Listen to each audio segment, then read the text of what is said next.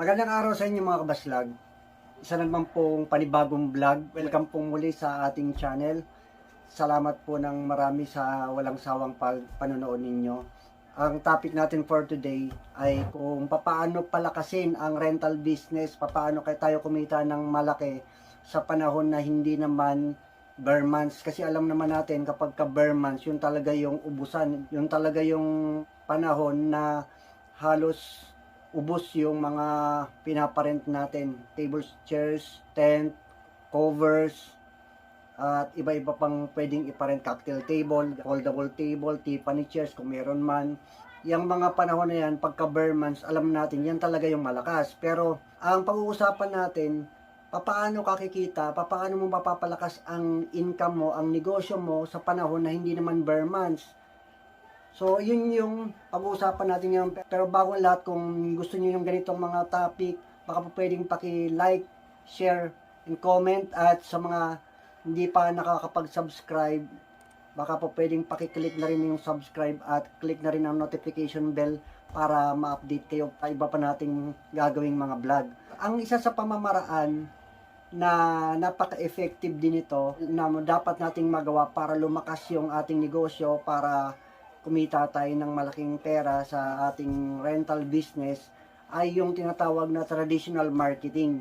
Kadalasan na ginagawa ngayon yung online marketing. So, dyan yung nagpo-post tayo sa mga page, yung iba nagbo-boosting, yung iba through marketplace, sa wall natin, sa Facebook, kung ano-anong mga online platform ang ginagamit natin para lang ma-advertise yung ating negosyo. Isa sa effective na way para lumakas ang ating business at lumaki yung kita kapag gagawin natin yung traditional marketing. Paano ginagawa yun? Andyan yung kailangan natin, unang-una, marami tayong gamit.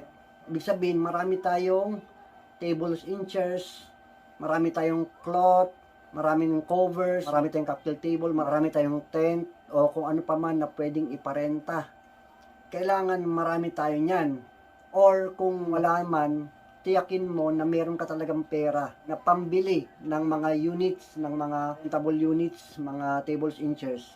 Kasi magma-marketing tayo ng traditional marketing, ang tatargetin natin nito yung mga malalakihang event. Pero dapat kailangan din makapag-print tayo ng mga leaflets. So, pamamagitan ng mga leaflets, nandun na lahat, mga information, yung mga itsura ng tables and chairs na pinaparent natin, nakalagay na dun sa leaflets na yon, at yung pricing, nandun na rin yon. At para hindi kayo gumastos ng malaking halaga sa pagpapa-imprenta, pwede kayo, kung meron kayong printer sa bahay, mag-print na lang kayo ng mag-print. Madali lang naman mag-edit sa computer ng mga pictures ng mga tables and chairs. I-print nyo lang ng i-print, mag-print kayo ng mag-print. Then pag nakapag-print na kayo, nandun na yung lahat ng details, contact numbers, hindi lang cellphone number, pati yung inyong email, yung Facebook account niyo, lahat ng information na po pwede kayong ma-contact, ilagay nyo na doon. Then yung pricing ng inyong pinaparent. Kapag nakapag-print na kayo, ang gagawin ninyo, libutin ninyo yung mga schools sa lugar ninyo.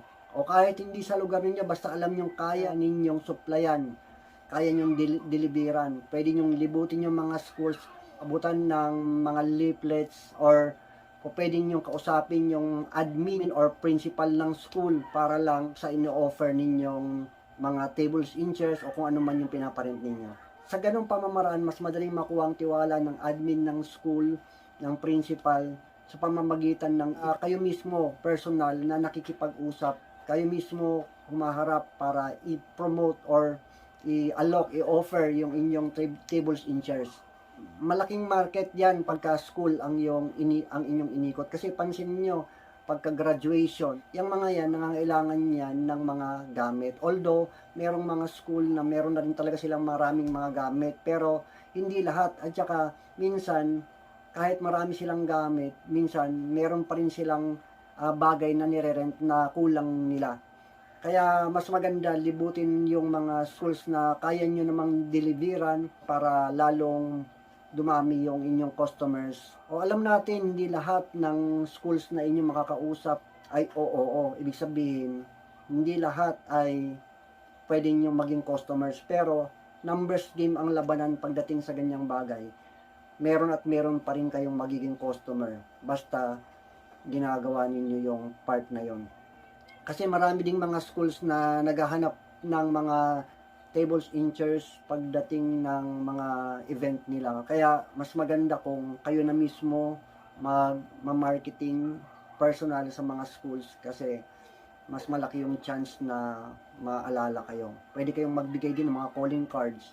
Nung mga nakaraang mga event ng iba't ibang mga schools, hindi ko pa ginagawa yung traditional marketing pero sa pamamagitan ng online marketing, meron din akong may nahagip ako ng mga schools. Merong nag-arkila sa akin ng 25 long table with black cover. So yung chairs, meron silang sariling chairs, yun na lang yung ginamit nila. Pero nakuha pa rin yung table natin. Malaking bagay din yun kasi nasa 10,000 din yata yung binayad sa akin. Yung isang beses naman, meron din nag-rent sa akin na school bandang Quezon City, 35 pieces na long table at saka 400 chairs.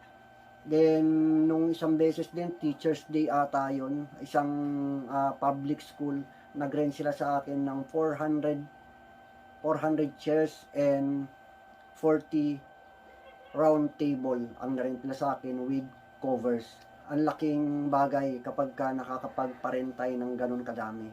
Kaya nga sabi ko nga, dapat prepared din kayo, kumbaga dapat marami na kayong gamit. So mahirap mag-marketing ng ganyan kung wala ka ring maibigay. So magtsatsaga ka lang doon sa mga maliitan na income, maliliitang mga event.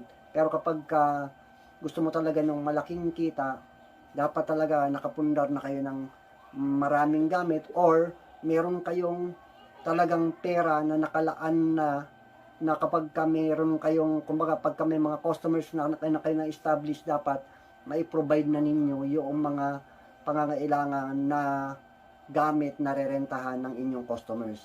Aside doon na traditional marketing, sabayan nyo na rin ng online. Ibig sabihin, kung merong mga page yung mga schools na yon, pwedeng yung i-message sa page nila or kontakin sila sa page nila para follow up na rin doon sa inyong ginawang pagma-marketing personal.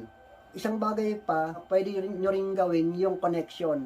Kung meron kayong mga kakilala, mga kaibigan ng mga teachers, pwede nyo kausapin yun. Iba rin yung word of mouth Connection, napakaganda rin yan. Kasi kung may kaibigan kayong mga teachers, principal, or empleyado sa schools, pwede nyo kausapin, ma'am, baka need nyo ng tables and chairs, meron po akong pinaparent na tables and chairs.